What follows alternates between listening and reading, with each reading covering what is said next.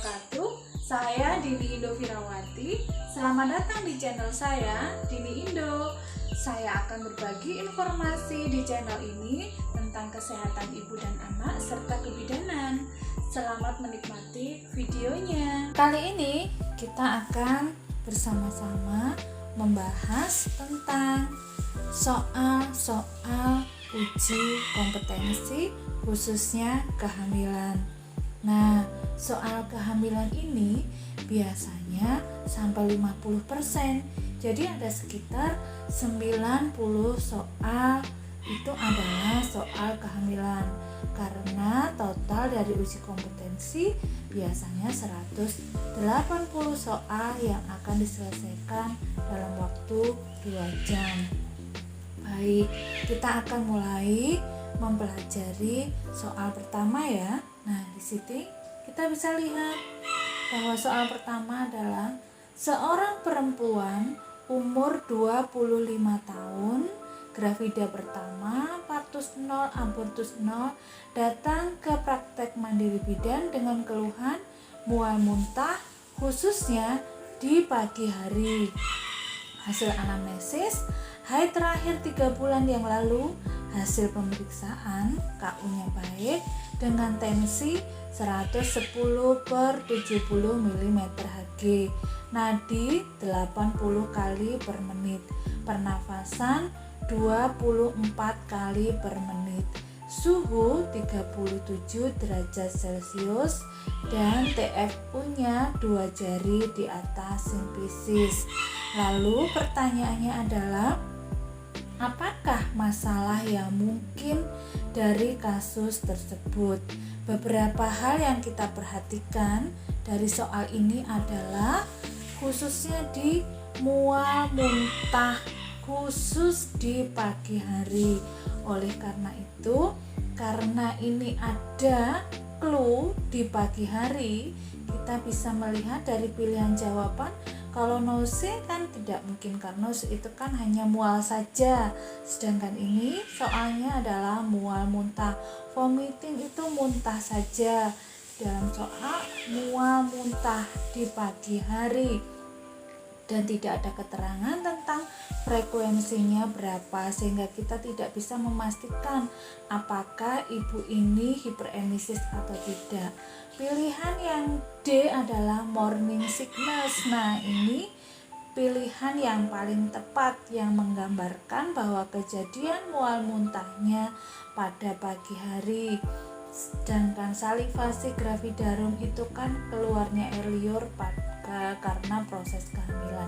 Jadi pilihan yang paling tepat adalah D, yaitu morning sickness. Baik, kita lanjutkan untuk soal yang kedua ya. Seorang perempuan berumur 31 tahun, gravida kedua, partus 1 kali, tidak pernah abortus, hamil usia 11 minggu, datang ke praktek mandiri bidan dengan keluhan sering mual muntah, ibunya merasa lemah, nafsu makan menurun. Hasil pemeriksaan tensinya 100/70 mm/Hg, nadi 76 kali per menit, pernafasan 24 kali per menit, suhu 37 derajat Celcius, dan turgor kulit kembali lebih dari 2 menit.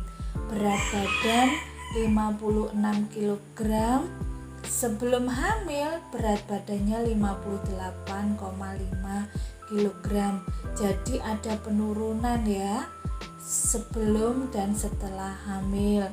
Pertanyaannya adalah, apakah konseling yang tepat yang sesuai dengan kasus di atas? Baik, kita lihat hal-hal yang perlu diperhatikan adalah di sini menggambarkan ibunya sering mual muntah, merasa lemah, nafsu makan menurun, dan berat badan terjadi penurunan setelah kehamilan. Jadi konseling yang tepat adalah, kalau istirahat baring ini A ya, pilihan A, istirahat baring itu tidak akan menambahkan asupan makanan. Kemudian makanan tinggi kalori, tapi dia kan merasa mual muntah ya. Kemudian makanan dalam bentuk cair, ini juga bukan pilihan yang tepat. Nah, sedangkan yang D, makan sedikit tapi sering. Nah, karena mual muntah itu biasanya tidak nafsu makan, maka makan sebaiknya sedikit-sedikit tapi sering. Jadi jawaban yang paling tepat adalah D, makan sedikit tapi sering. Kemudian yang ketiga, seorang perempuan umur 28 tahun, hamil pertama kali, belum pernah partus dan tidak pernah abortus, hamil 32 minggu, datang ke praktek mandiri bidan dengan keluhan sering pusing sejak 1 minggu yang lalu. Hasil anamnesis, ibu mudah lelah. Hasil pemeriksaan, tensinya 100/70 mm Hg, nadi 80 kali per menit, pernafasan 20 kali per menit, suhu 36,5 derajat Celcius, TFU 30 cm, DJJ atau denyut jantung janinnya 146 kali per menit, teratur, Hb 10 gram per sen, dan protein urinnya negatif.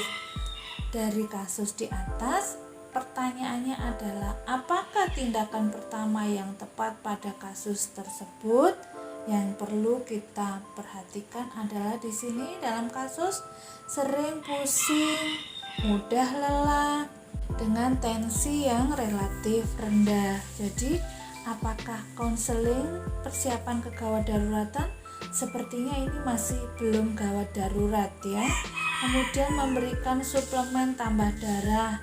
Yang pilihan C, melakukan kolaborasi dengan dokter. Kemudian D, konseling penambahan nutrisi, dan E, melakukan rujukan ke rumah sakit. Untuk melakukan rujukan ke rumah sakit sepertinya belum diperlukan. Jadi jawaban yang paling tepat adalah memberikan suplemen tambah darah. Selanjutnya, seorang perempuan umur 28 tahun, hamil pertama, gravida pertama, partus 0, abortus 0, hamil 32 minggu, datang ke bidan praktek mandiri dengan keluhan sering BAK di malam hari sejak 2 hari yang lalu. Hasil anamnesis, dalam semalam BAK sampai 3-4 kali, gerak janin dirasakan aktif. Hasil pemeriksaan, KU-nya baik, tensi dasarnya 120/70 mm Hg, nadi 80 kali per menit, pernapasan 24 kali per menit, suhu 37 derajat Celcius, TFU 30 cm, terababuki, kepala sudah masuk PAP 4/5. Nah, apa rencana konseling yang paling tepat pada kasus tersebut? Nah, kita perhatikan di soal bahwa kehamilannya sudah memasuki trimester ketiga, 32 minggu.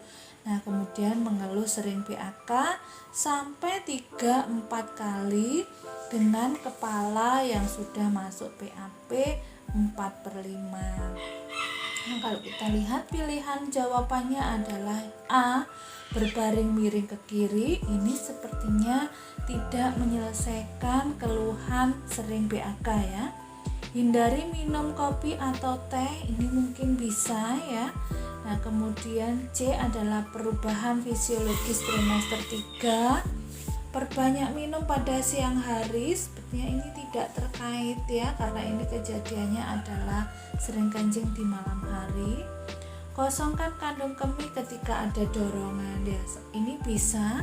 Namun yang paling tepat adalah karena perubahan sering kencing ini terjadi pada trimester 3 akibat kepala yang sudah masuk PAP, ini merupakan satu hal yang fisiologis. Jadi rencana konseling yang paling tepat adalah memberikan penjelasan bahwa ini adalah tentang perubahan fisiologis trimester 3. Jadi jawaban yang paling tepat adalah C, perubahan fisiologis trimester 3. Soal kelima. Seorang perempuan umur 30 tahun, hamil 1 kali, partus 0, abortus 0, hamil 33 minggu, datang ke bidan praktek mandiri dengan keluhan pusing sejak 1 minggu. Hasil anamnesis, keluhan tidak disertai pandangan kabur atau nyeri ulu hati. Jadi meskipun pusing, tidak kabur dan tidak nyeri ulu hati ya. Tidak ada riwayat tekanan darah tinggi. Hasil pemeriksaan KU-nya baik, tekanan darahnya 140/100 mm/Hg, nadi 84 kali per menit, pernapasan 24 kali per menit, suhu 37 derajat Celcius, TFU 32 cm dan DJJ 148 kali per menit dengan protein urin positif 1. Pertanyaannya, apakah diagnosa yang paling mungkin pada kasus tersebut? Baik, kita perhatikan. Yang harus kita perhatikan di sini, keluhannya adalah pusing namun tidak disertai pandangan kabur atau nyeri ulu hati ya. Kemudian tensinya 140/100. Nah, 140/100 ini masih kurang dari 160 ya. Kemudian protein urinnya positif 1. Kalau kita lihat di sini, kondisi ibu masih belum memasuki preeklamsi yang berat ya. Kemudian kita lihat di pilihan A. Pilihannya adalah hipertensi kehamilan. Ini sepertinya kurang tepat karena sebenarnya ibu tidak ada riwayat tekanan darah tinggi sebelumnya.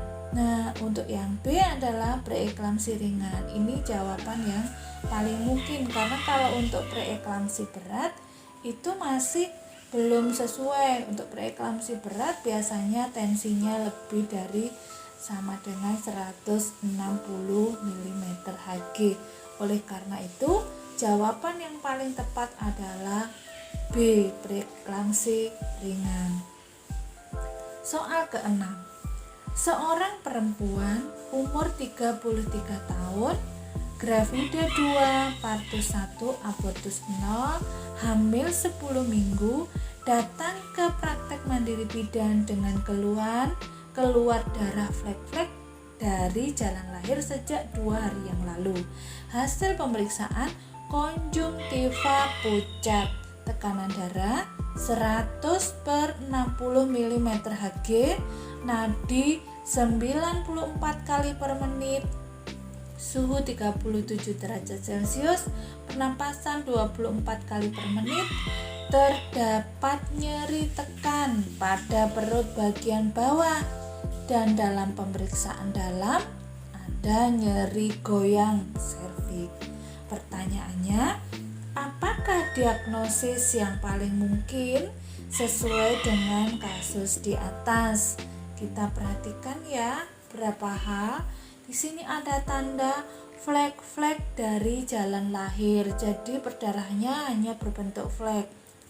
Namun konjungtivanya sampai pucat dengan tekanan darah yang relatif rendah. Ada nyeri tekan pada perut bagian bawah dan ini tanda yang spesifik, yaitu pemeriksaan dalamnya ada nyeri goyang serviks. Dari sini kita bisa langsung melihat bahwa jawaban yang tepat dari pilihan yang disediakan adalah, kalau misabortion tentu tidak, karena misabortion adalah abortus yang berulang ya beberapa kali. Molahidatidosa juga tidak, karena tidak ada tanda-tanda TFU misalnya lebih tinggi dari usia kehamilan atau adanya gelembung mola ya. Abortus iminen juga tidak ya. Kemudian abortus insipient juga tidak ya. Nah, yang paling tepat jawabannya adalah kehamilan ektopik terganggu ya, karena ditandai tanda spesifik yaitu nyeri goyang pada serviks. Oke, soal ketujuh. Seorang perempuan umur 33 tahun, gravida 2, partus 1, abortus 0, hamil 34 minggu. Ini sudah masuk trimester ketiga ya. Datang ke praktek mandiri bidan dengan keluhan pusing sejak 3 hari yang lalu. Hasil anamnesis, keluhan pandangan kabur, nyeri ulu hati, tidak ada riwayat tekanan darah tinggi. Hasil pemeriksaan tekanan darahnya 160 per 110 mm Hg, pernafasan 20 kali per menit, nadi 84 kali per menit, TFU 28 cm, DJJ 148 kali per menit dengan protein urin positif 2.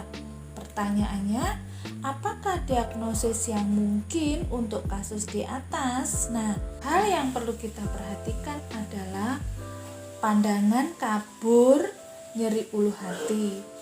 Tidak ada riwayat tekanan darah tinggi. Jadi ini tentunya bukan hipertensi ya. Hasil pemeriksaan tekanan darah 160 per 110 mm Hg. Untuk pilihan B tentunya tidak tepat karena tensi 160 itu sudah termasuk preeklamsi berat ya. Karena untuk preeklamsi ringan tensinya biasanya sekitar 140 mm Hg. Kemudian protein urin positif. Jadi pilihan yang paling tepat adalah preeklamsi berat. Soal ke-8. Seorang perempuan umur 25 tahun, gravida 1, partus 0, abortus 0, hamil 24 minggu. Datang ke praktek mandiri bidan untuk kunjungan ulang. Hasil anamnesis, sering merasa lelah dan mudah mengantuk, gerakan janin dirasakan aktif. Hasil pemeriksaan, konjungtiva merah muda, masih bagus ya. Tekanan darahnya 120 per 80 mm Hg dengan nadi 80 kali per menit, pernafasan 20 kali per menit, dan TFU setinggi pusat, palotemen positif, DJJ 120 kali per menit. Pertanyaannya, apakah pemeriksaan penunjang yang paling tepat pada kasus tersebut? Nah, beberapa yang kita perhatikan dari soal adalah keluhan hasil anamnesis, yaitu sering merasa lelah dan mudah mengantuk. Untuk hasil pemeriksaan yang lain relatif normal ya, karena konjungtivanya merah muda. Jadi pemeriksaan penunjang yang paling tepat adalah, kalau kita lihat hemoglobin ini paling mungkin ya. Kalau glukosa urin sepertinya tidak, karena ini di dalam soal tidak ada gambaran adanya penyakit diabetes. Reduksi urin juga tidak ada tanda-tanda yang mengarah pada preeklamsia yang memerlukan untuk pemeriksaan ini. Inspekulo juga tidak perlu, USG juga belum. Jadi yang tepat jawabannya adalah A, pemeriksaan hemoglobin. Soal ke-9. Seorang perempuan umur 25 tahun, hamil kedua, datang ke praktek mandiri bidan dengan keluhan aminurin 3 bulan. Hasil anamnesis, ibu merasa sering mual, kadang-kadang muntah. Hasil pemeriksaan, tekanan darah 110 per 70 mm Hg, pernapasan 24 kali per menit, nadi 84 kali per menit, tinggi fundus uteri 1 jari di bawah pusat, tidak teraba balotemen, terdapat bercak darah berwarna coklat dan keluar jaringan seperti gelembung. Apakah diagnosis yang paling mungkin pada kasus tersebut? Dari soal kita bisa memperhatikan berapa hal. Aminore 3 bulan sudah pasti hamil ya. Sering mual kadang muntah. Nah jadi ini ada rasa mual muntah. Kemudian tinggi fundus uteri 1 jari di bawah pusat. Nah ini lebih dari yang seharusnya ya normalnya. Karena kalau 3 bulan itu masih sekitar 2-3 jari di atas simpisis ya. Kemudian tidak teraba balut temen. Nah berarti kemungkinan tidak ada janin di dalam. Ada bercak darah berwarna coklat dan tanda yang spesifik adalah ada jaringan seperti gelembung. Nah ini kita bisa langsung memilih. Jawaban yang tepat adalah mola hidatidosa karena ada gelembung ya. Oke. Yang terakhir soal ke-10. Seorang perempuan umur 24 tahun, gravida pertama, status 0, abortus 0, usia kehamilan 38 minggu, datang ke praktek mandiri bidan dengan keluhan ibu merasa gerak janin berkurang sejak 2 hari yang lalu. Hasil anamnesis sering pusing sejak 1 bulan yang lalu.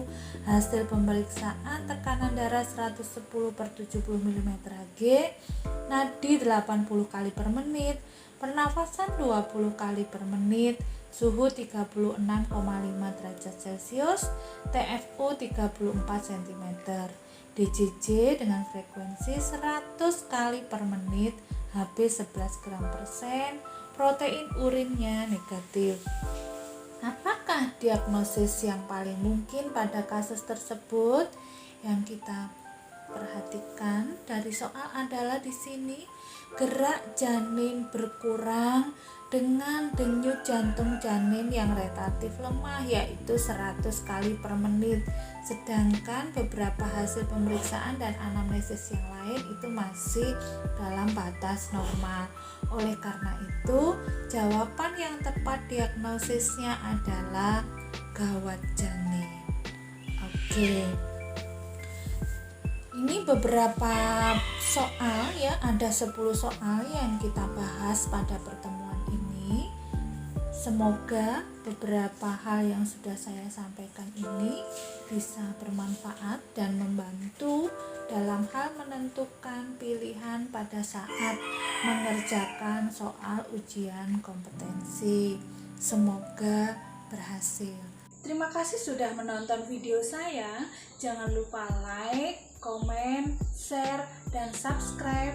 Wassalamualaikum warahmatullahi wabarakatuh. See you.